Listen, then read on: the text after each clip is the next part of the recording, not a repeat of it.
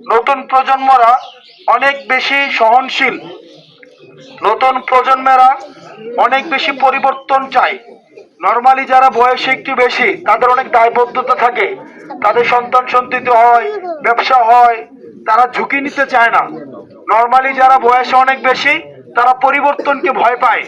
অন্যদিকে যারা তরুণ, যারা নতুন, তারা পরিবর্তন করতে চায়। এই কারণে দেখবেন যখন মারামারি লাগছিল হাসিনার লগে, কারা নতুন করে নামছিল বলেন তো? যারা বয়সে বেশি তারা নাকি তরুণরা নামছিল? কারণ তরুণদের ভয় নাই, তরুণরা ঝুঁকি নিতে পারে, তাদের হারানোর কিছুই নাই, সংসার নাই, ধর্ম নাই, পোলাপাইন নাই, তাদের যেহেতু হারানোর ঝুঁকি কম, এই কারণে দেখবেন তরুণরা সবসময় রাস্তায় নেমে আসে না? এবং বড় বড় ঝুঁকিপূর্ণ বেশি সাহসী কাজে আপনি সবসময় তরুণদেরকে পাবেন। আর আমাদের যেটা একটা কথা আছে, আমাদের দেশটা চালাইতে বা একটা সমাজ চালাইতে তরুণদের লাগে জোশ আর প্রবীণদের লাগে হোশ। প্রবীণদের হোশ আর তরুণের জোশ, এই দুইটা দিয়ে কি চালাইতে হয়? দেশ চালাইতে হয়। তবে প্রবীণরা হোশ নিয়ে ঘরে বসে থাকতে হয়, ঘরে বসে থাকতে হয় প্রবীণরা। আর তরুণরা তার জোশ নিয়ে তরুণের কাছে, প্রবীণের কাছে যাবে, পরামর্শ চাবে, বুদ্ধি চাবে। এই বুদ্ধি নিয়ে তারা কি করবে? আগাই যাবে।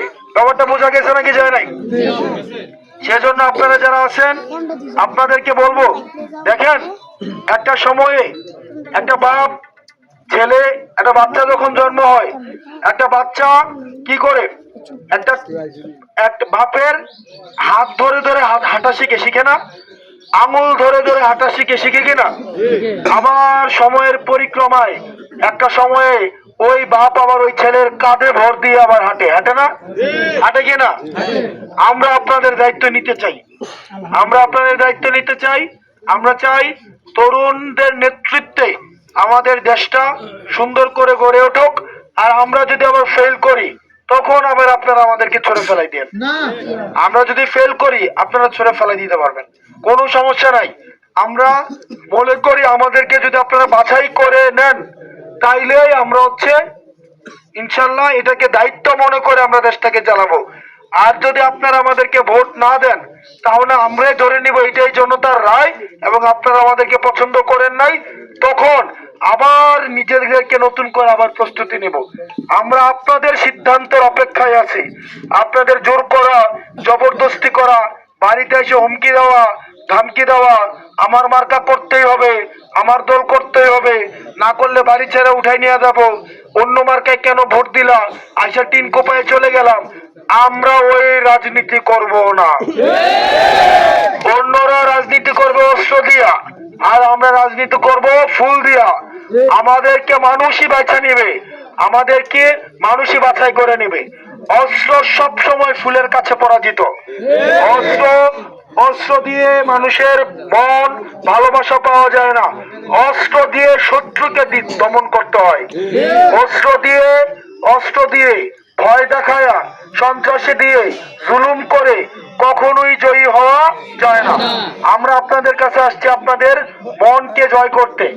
এই কারণে আমরা শুনি অনেকে এসে হুমকি দেয়, ধমকি দেয়, মুখ মার্কায় ভোট না দিলে কেউ থাকতো না, নির্বাচনের পরে কি চলতো না, তখন কি দেখতাম না, ওইটাও দেখতাম তো, তখন কি লাগতো না কামো আমরা রে, দেখতাম ভোটটা দিবা তো, কই দিলাম দেখতাছি তো, কইটাও তখন দেখতাম, বাইক কেমনে দেখতাম, দোকানটা কেমনে চালাও দেখতাম, এরকম বলে না? আরে বেটা, রিজিকের ফয়সালা তো আসমানে হয়। তুমি আমার দোকান কি দেখবা? নিজের কর্ম আগে নিজে দেখো। আমরা সবাই সহনশীল, বিনয়ী, এর মানে এই না যে আমরা কঠোর হইতে পারি না। আমরা কঠোর কতটা হইতে পারি ইন্ডিয়া যে আছে তার থেকে খবর নিলেই জানা যাবে। আমরা কঠোর কতটা হইতে পারি আর কঠোর হইলে পরিণতি কি হয় সেটা আওয়ামী লীগকে জিজ্ঞেস করলেই বোঝা যাবে। আমরা কঠোর হইছে বলেই একদম গোপালগঞ্জের মাটির বুকে পাড়া দিয়া আমরা বলে আসছি মুজিববাদ মুর্দাবাদ। সুতরাং আমরা কঠোর হইতে বাধ্য করেন না। নিজের বাড়িতে, নিজের ঘরে মা চাচি, খালা খালু, জ্যাঠা জেঠি, তারা আমাদের আত্মীয় স্বজন, তাদেরকে যখন আপনারা এসে হুমকি দামকি দেন, আপনারা যে পরাজিত হয়ে গেছেন, আপনাদের যে নৈতিক দুর্বলতা প্রকাশ হয়েছে, আপনারা যে নৈতিকভাবে পরাজয় বরণ করেছেন, এটাই তখন প্রকাশ হয় এবং এটার আনুষ্ঠানিক প্রকাশ হবে নির্বাচনের দিন। আপনারা যে এসে ভয় দেখান না যে ভোট না দিলে কিন্তু বাড়িতে থাকতে পারবা না, ওইটাই আপনার যে পরাজিত হয়েছেন তার চিহ্ন।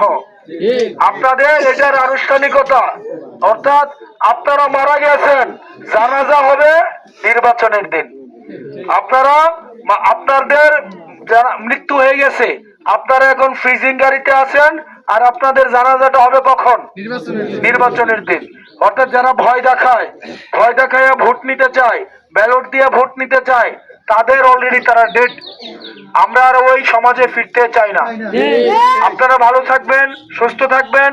আপনারা আমাদের সবচেয়ে শক্তি কি জানেন? আমাদের মা খালার আমাদের পাশে আছে। আমরা যদি একটা কেউ গালি দিবে, আমরা প্রতিবাদ করা লাগবে না। আমাদের মা খালারা আমাদের জন্য কেউ আসবে রাস্তায় নেমে, যারা রাস্তায় নেমে আসতে পারবে না তারা জায়নামাজে দাঁড়ায় আমাদের জন্য দোয়া করবে আর ওদের জন্য অভিশাপ দিবে। এটাই হচ্ছে আমাদের সবচেয়ে বড় শক্তি।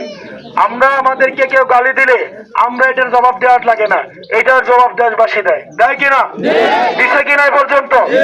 আমরা কোনো কিছুর জবাব আমাদেরকে দিতে হবে না, সেটার জন্য দেশবাসী রেডি। এবং দেবিদ্বারের শিক্ষিত সমাজ যারা আছে, যারা শিক্ষিত সমাজ, যারা বিবেককে বিক্রি করে দেয় নাই, যারা চামবাজি করে নাই, তারা এটার জবাব দিয়ে দেয়। আর সর্বশেষ, ভোট যদি চেয়ারম্যানরে দেন, চেয়ারম্যান আগে কি হইতো? নির্বাচন করতো চেয়ারম্যান, আর চেয়ারম্যানই করতো এবার বউ অথবা এবার ফোলাই করতো কিনা?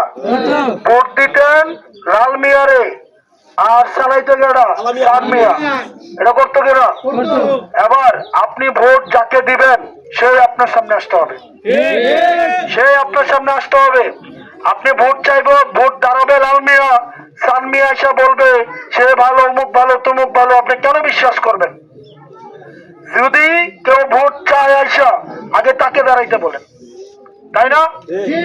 এই কারণে আমরা চাই না কেউ যখন নির্বাচনে, আমরা আগের মতো, হাসিনার সময় কি হয়েছিল?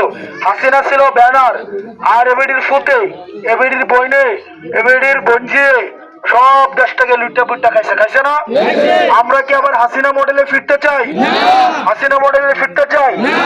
আমার ভোট আমি দেব, যাকে ইচ্ছে তাকে দিব, এবং সেই কি পরিচালনা করতে হবে নাকি? আমি ভোট দিব বাপেরে, চালাবে ফুতে, চালাবে বউয়ে, চালাবে শালি, এটা কি হবে? যাকে ভোট দিবে তাকেই চালাইতে হবে। যাকে ভোট দিবেন সেই তো সংসদে গিয়ে কথা বলবে নাকি? সংসদে গিয়ে শালাই কথা বলবে, শালি কথা বলবে, বউ কথা বলবে, ছেলে কথা বলবে? তার মানে যে সংসদে কথা বলবে তাকেই ভোট চাইতে আসতে হবে, তাকেই হচ্ছে সামনে থাকতে হবে। ভোট দিব একজন, কথা বলবে আরেকজন। এই লাল মিয়া, চান মিয়ার রাজনীতি হাসিনার সাথে সাথে ভারতে চলে গেছে। আপনারা ভোট দেওয়ার সময় এই জিনিসগুলো বিবেচনা করেন যে লাফাইটা বেশি কে। যদি দেখেন যে চেয়ারম্যানের থেকে চেয়ারম্যানের শালি বেশি লাফায়, ডাল মে কুচ কালা হে। চেয়ারম্যান থেকে চেয়ারম্যানের বউ যদি বেশি লাফায়, ডাল মে কুচ কালা হে। চেয়ারম্যান থেকে চেয়ারম্যানের পোলাই যদি বেশি লাফায়, ডাল মে কুচ কালা হে। যদি চেয়ারম্যানের পোলাই, চেয়ারম্যানের বউ, চেয়ারম্যানের শালি দাঁড়াইতে চায়, তাহলে তারা নিজেরা দাঁড়াক। সেজন্য আপনারা কাকে ভোট দিতেছেন এটা বিবেচনা করবেন। আমি দাঁড়াইছি, আমি নির্বাচন করছি, আমাকে দেখবেন, ভোট দিবেন। যদি পাস করি, যদি ছাপা না করতে পারে আমাকে এসে ধরবেন, ঠিক না? নাকি আমার পোলারে ধরবেন, নাকি আমার বউরে ধরবেন?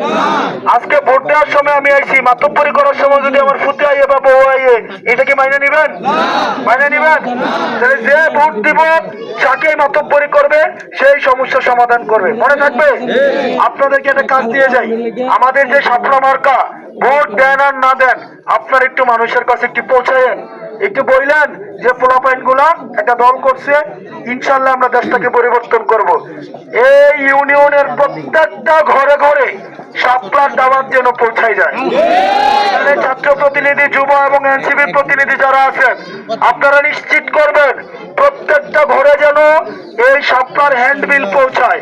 প্রত্যেকটা ওয়ার্ডে, প্রত্যেকটা ঘরে, প্রত্যেকটা নির্বাচনী ওয়ার্ডে যেন আমাদের লিফলেট যেন পৌঁছায়। আপনারা ভালো থাকবেন, সুস্থ থাকবেন, আপনাদের সবার জন্য দোয়া থাকবে। আমার